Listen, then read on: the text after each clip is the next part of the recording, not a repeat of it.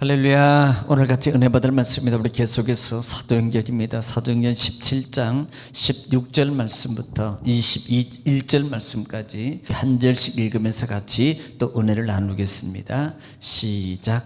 바울이 아덴에서 그들을 기다리다가 그 성에 우상이 가득한 것을 보고 마음에 격분하여 회당에서는 유대인과 경건한 사람들과 또 장터에서는 날마다 만나는 사람들과 변론하니 어떤 에피쿠로스와 스토아 철학자들도 바울과 쟁론할세 어떤 사람은 이르되 이 말쟁이가 무슨 말을 하고자 하느냐 하고 어떤 사람은 이르되 이방신들을 전하는 사람인가 보다 하니 이는 바울이 예수와 부활을 전하기 때문이러라. 그를 붙들어 아레오바고로 가며 말하기를 내가 말하는 이 새로운 가르침이 무엇인지 우리가 알 수 있겠느냐. 내가 어떤 이상한 것을 우리 귀에 들려주니 그 무슨 뜻인지 알고자 하노라 하니 모든 아덴 사람과 거기서 나그네 된 외국인들이 가장 새로운 것을 말하고 듣는 것 이외에는 달리 시간을 쓰지 않음이더라. 아멘. 할렐루야. 사랑이 많으시고 은혜가 풍성하신 아버지 감사합니다. 간밤도 주님 은혜 중에 저희들을 주 안에서 품어주시고 또 하나를 우리에게 허락하시사 이 새벽에도 하나님 주님을 찬양하며 하나님의 생명의 떡 만나를 받기를 원합니다. 말씀은 하나님이시요 예수님이시요 성령님이시요 길이요 진리요 능력이시요 하나님 치료이시요 응답이시요 축복이오니 이 시간도 하나님의 말씀의 권능과 생명의 능력을 저희들에게 베풀어 주시옵소서. 이 시간도 함께 하심을 주님 감사하며 예수님의 이름으로 기도 올려옵나이다. 아멘. 할렐루야. 오늘도 하나님은 여전히 말씀을 통해서 이렇게 말씀하십니다. 그러므로 하나님 말씀을 받을 때 받는 우리 자세가 중요한데요. 내가 하나님 앞에서 하나님의 음성을 듣는다는 자세로 여러분 경청하면 신명기 28장 1절로 14절의 말씀입니다. 내가 들어가도 복을 받고 나가도 복을 받고 내 소유가 복이 되며 너희가 형통하게 될 것이라는 말씀이 그대로 이루어질 줄 믿습니다. 또 말씀이 선포될 때마다 우리가 화답해야 될 말이 있습니다. 그 말은 아멘입니다. 아멘은 하나님께 영광을 돌린다는 의미고요. 또 아멘은 하나님 말씀이 그대로 이룰 줄 믿습니다라는 신앙의 고백입니다. 또 아멘은 우리의 기도의 마음이 담겨져 있습니다. 그러므로 여러분 말씀이 선포되고 증거될 때마다 아멘으로 화답함으로 말씀의 응답과 은총과 축복을 누리는 여러분 되시기를 다시 한번 주의 이름으로 축복합니다. 자, 반복이 우리는 항상 능력입니다. 자, 지난 시간에 우리는 지금 계속 사도행전 17장 말씀을 통해서 같이 은혜를 나누고 있습니다. 전체적으로 본다면 지금 누스도라를 통해서 누스도라에서 누구를 데리고 디모데를 데리고 출발해 가지고 그 다음에 빌립보 지역에 가서 빌립보 지역이에요. 큰 것만 말씀드립니다. 빌립보 지역에서 누구를 만납니까? 누디아를 만나요. 누디아를 만나고 그 다음에 거기서 또 한 가지 사건이 일어나죠. 점치는 여인 때문에 귀신 들린 점장이 때문에 귀신을 쫓아낸 사건으로 말미암아 바울이 큰 고통을 받습니다. 감옥에 갇히고 그 감옥에서 기도하고 찬송할 때에 구원받은 역사가 일어나요. 자, 거기에서 이제는 또 다시 나와서 어디로 갑니까? 데살로니가라고 가요. 데살로니가. 이 데살로니가에 가면은 그곳에서는요 예수를 그리스도라고 증거하게 돼요. 그럴 때 그 이제 헬라인들 중에 개종한 유대인들과 그 다음에 남자들이 예수를 믿는 역사가 일어납니다. 그런데 문제가 뭐예요? 유대인들이 불량배들을 사가지고 그 다음에 선동하며 바울을 잡아 죽이려고 하게 되고 피난해서 어디로 가게 돼요? 베레아로 가게 됩니다. 자, 베레아로 오니까 데살로니가 지역보다는 조금 더 이 사람들은 신사적이에요.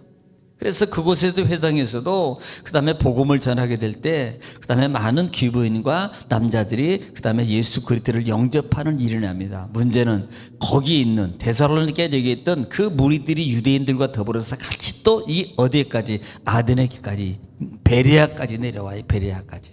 그래서 결국은 이 베레아에서도 피신해 오는데 누구를 남겨두고 와요? 실라와 디모데를 남겨두고 피신을 하는데 어디로 갑니까? 아덴이라는 지역으로 왔어요. 자, 우리가 한번 지도를 보면요.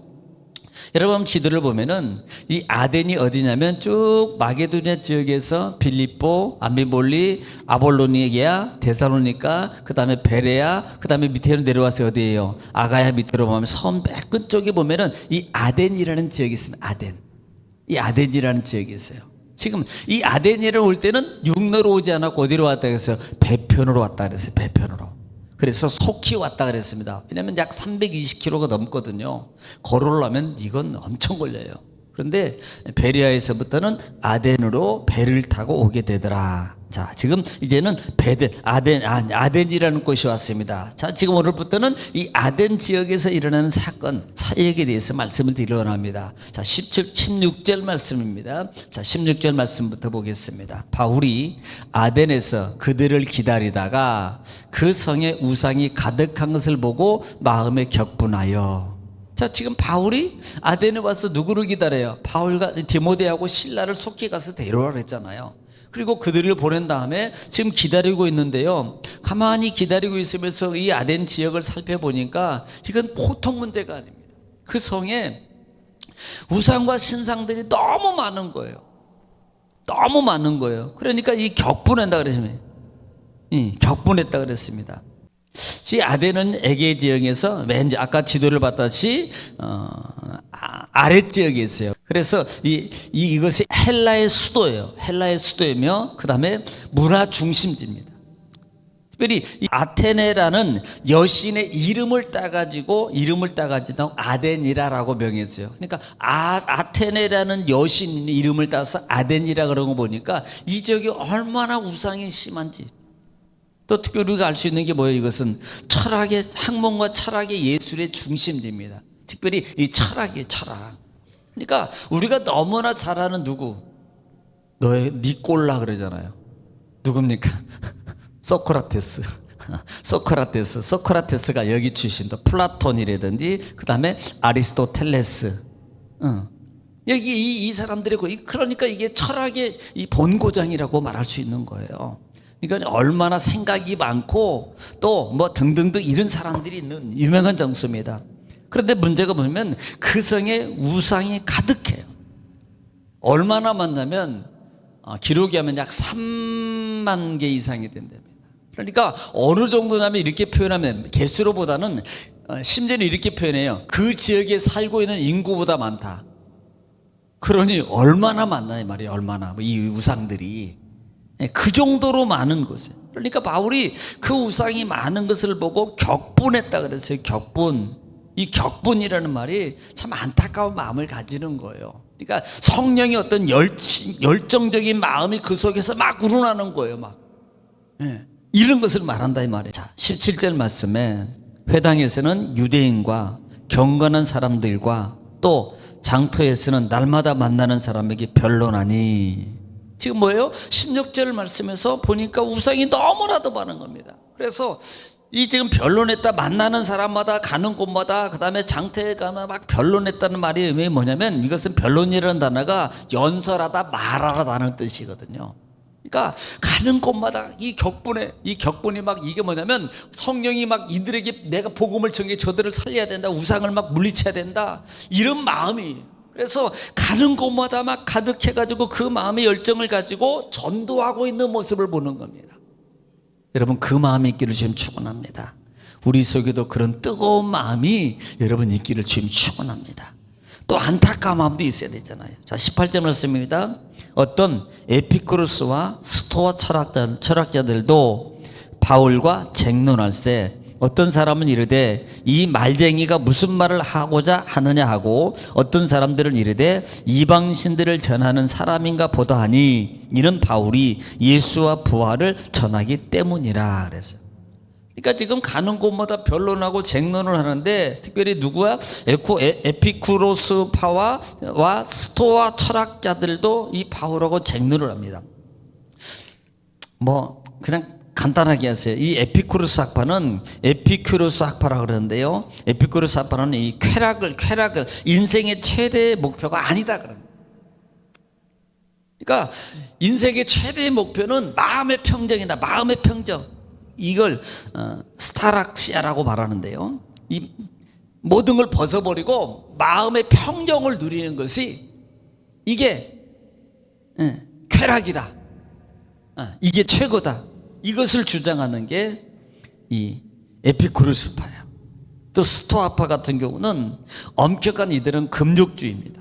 특별히 이성을 강조해요. 이성, 지성적이도 이성을 강조하고, 그다음에 만민의 평등 어떤 그 사상을 주장합니다. 또 하나님은 세계 정신적이라고 주장하기도 해요. 그러니까 어떤 정신 세계의 것을 말하는 겁니다. 그러니까 어떤 행위라든지 어떤 뭐 이런 게 아니고 그냥 정신적, 추상적, 이상적 이런 정도로 신을 생각하는 그런 파자예요. 그러니까 그들하고 쟁론하는데, 그래서 이렇게 쟁론할 때 어떤 사람들이 바울에 대해서 말하는데, 야 저거 말쟁이야 말쟁이가. 근데 말쟁이가 무슨 말을 하나 뭐 하느냐 하고, 무슨 말 하는지 모르겠다. 말쟁이라는 말을 표현해요. 이 말쟁이라는 말이 헬라의 뜻을 보면은 씨앗을 주워 담다라는 뜻이 있습니다. 이걸 무슨 말이냐면, 쉽게 말하면 저 사람은 진짜도 아닌데 이 사람한테 들어보고 저 사람한테 들어보고 이 사람한테 듣고 이것도 들어보고 이런 것들을 다 주워 담아가지고 지 것처럼 막 얘기하는 사람, 요 표현이에요. 그러니까 무식한데, 한마디로 정말로 무식한데 어서 주워 들어가지고 우리 뭐 이렇게 이런, 그러니까 한마디로 하면 업신여기는 표현입니다. 업신여기는 표현이에요. 말쟁이가 무슨 말을 하고자 하고, 어떤 사람들은 또 이르되 이방신들을 전하는 사람인가 보다 하니 그랬어요. 왜냐하면 하반절에 보니까 바울이 예수와 부활을 전하기 때문에. 왜냐하면 이 아덴 사람들은 이 부활이라든지 예수, 이 소리를 들어본 적이 없는 거예요. 특별히 부활이라는 개념에서는 이걸 들어본 적이 없는 겁니다. 그러니까 이 바울이 간혹마다 예수 그리스도에 대해서 말하고 그 다음에 부활에 대해서 말하고 이렇게 말하니까 바울은 이방신을 전하는 사람 중에 한 사람인가 보다, 요 정도로 생각한 거예요. 요 정도로. 자, 19절입니다 19절. 그를 붙들어 아레오바고로 가며 말하기를 내가 말하는 이 새로운 가르침이 무엇인지 우리가 할 수 있겠느냐. 자, 그를 붙들어, 바울을 붙들어 어디로 갑니까? 아레오바고로 그랬어요. 이 아레오바고가 어디냐면 그 어떤 아덴의 종교적 중심 장소예요. 공론화하는. 또 특별히 이것은 법정 있는 장소입니다. 또 종교 재판장이 있는 곳이라고도 해요. 그러니까 바울을 그쪽으로 데리고 가는 이유가 있어요. 왜? 지금 그 전절에서 보면은 이방신을 전하는 사람인가 보다, 저 무식한 사람이다 보다, 그냥 뭐 주워 들어가지고 지가 뭐 잘난 차는 사람인가 보다, 또 예수와 부활을 전하는, 그러니까 잘못되면 어떤 종교적 재판과 심판을 통해서 어떤 이 결론을 내리고 싶은 거예요. 그래서 이 아레오바고라는 곳으로 지금 데려가면서 내 말하는 것을 우리에게 좀 가르쳐, 무엇인지 우리도 좀 알게 좀 우리한테 말해봐. 그러면서 어디로 갑니까? 그곳으로 중심지로 데려가고 있는 거예요. 자, 20절에 내가 어떤 이상한 것을 우리에게 들려주니 그 무슨 뜻인지 알고자 하노라니. 바로 그 이상한 것이라는 거에 그새니 존이라는 게 놀라게 하는 것이라 말입니다. 이게 뭘로 말했어요? 지금 바울은 다른 그 당시에 아덴 사람들이 듣지 못하고 있는 그 부활이라는 단어는, 특별히 죽은 사람이 부활해? 죽었다가 다시 살아나? 3일 만에 다시 살아나? 그 다음에 다시 살아나? 십자가 예수 그리스도의 이런 말을 들으니까요, 듣지도 못하던 이런 말을 들려주는데 우리가 거기에 대해서 좀 더 알고 싶다. 거기에 대해서 지금 한번 말해봐라. 지금 이것을 말하는 겁니다. 자, 21절. 모든 아덴 사람과 거기서 나그네 된 외국인들이 가장 새로운 것을 말하고 듣는 것 외에는 달리 시간을 쓰지 않음이더라. 이것이 무슨 말이냐면, 이 아덴 사람들은요 상당히 습성이 새 것을 추구하는 습성이 많아요. 그러니까 우리가 지금 듣지도 못하고 알지도 못하는 단어를 누가 바울이 가져와서 말하니까, 와 이거 지금 새로운 거예요, 새로운 거. 그러니까 그거에 대해서 한번 말해봐, 우리도 좀 알아보게. 그러니까 이거 탐구하는 어떤 그런 이 마음들이 있어요. 그러니까 바울에 대해서, 거기에 대해서 또 하나 특징이 뭐냐면, 이 사람들의 아덴의 특징이 뭐냐면, 지금 들었잖아요, 새 것이 오잖아요, 옛날 거 버려버립니다. 그러니까 이 단점이 뭐냐면, 진짜 우리는 예를 들어서 예수 그리스도입니다, 그 다음에 하나님의 능력이십니다, 말씀입니다, 그것이 중요한 거예요. 새 것으로 받았어요. 그러면 그걸 중요한 것으로 알기 때문에 어떤 다른 것이 와도 우리는 그걸 붙잡고 듣고 가요. 그런데 이들은요, 새로운 것들이 사상이 오면요 옛날 것은 다 버려버려요. 그냥 우습게 여겨, 가볍게 여깁니다. 또 식상해요. 그러다 보니까 늘 새 것을 추구하는 뭔가가, 이 말은 뭐예요? 늘 갈망 속에 사는 거예요. 인생들이 늘 갈망 속에 사는 겁니다. 진짜 주시는 우리는 하나님의, 왜? 그럴 수밖에 없는 게 많은 우상들을 다 섬겨봐도 이들이 왜 우상이 많겠어요? 이 우상이 좋다를 섬겨보니까 저 우상이 섬겨보니까 처음에는 와 했는데요, 그들에게 진짜로 참된 평안과 위로와 참 진리를 주지 못하는 거예요. 그러니까 이신 저신 잡신 막 섬기고 또 온다고 그러면 그거 세계와 와 갔다가 또 아닌가 보다 또 이렇게 추구하고 있는 이들의 영적 문란함과 어리석음과 나약함 싸움 속에 있는 이 아덴 사람들의 모습을 보더라 이 말입니다. 여러분, 오늘 이 모습이요, 어떻게 보면 두 가지로 우리 모습일 수 있어요. 진짜를 잡고 진짜를 추구하고 진짜를 붙잡고 예수 그리스도를 믿음으로 붙잡고 가야 될 우리의 인생이 새로운 문화와 새로운 사상과 새로운 것들이 오면 그것에 밀려서 세상 것에 밀리고 세상 것에 붙잡아서 진정 우리가 붙잡고 매달리고 가고 이루어야 될 하나님 예수 그리스도의 말씀을 붙잡지 않고 세상 것에 더 치우쳐가는 그 모습이, 우리 모습이, 이것이 아덴 사람이 많은 우상을 가지고 있는 모습과 같을 수 있다는 것을 알아라 이 말입니다. 오늘 이 말씀 속에서 우리는 다시 한번 우리 자신을 보시기 바랍니다. 내가 아덴 사람 같지 않는가? 그리고 이 시간에 하나님의 음성을 들으셨다면 오늘 시간 우리가 기도할 터인데, 하나님 기도할 때 나라 민족을 위해서, 또 교회를 위해서, 또 가정을 위해서, 사업장과 직장을 위해서, 자녀를 위해서 이 시간도 주여 한 부르시고 통성으로 하나님께 간절히 기도하겠습니다. 주여, 거룩하시고 자비로우신 아버지, 은혜와 사랑을 주님 감사합니다. 하나님께서 우리를 사랑하시고 오늘도 말씀을 통해서 하나님의 원초와 능력을 베풀어 주신 아버지 감사합니다.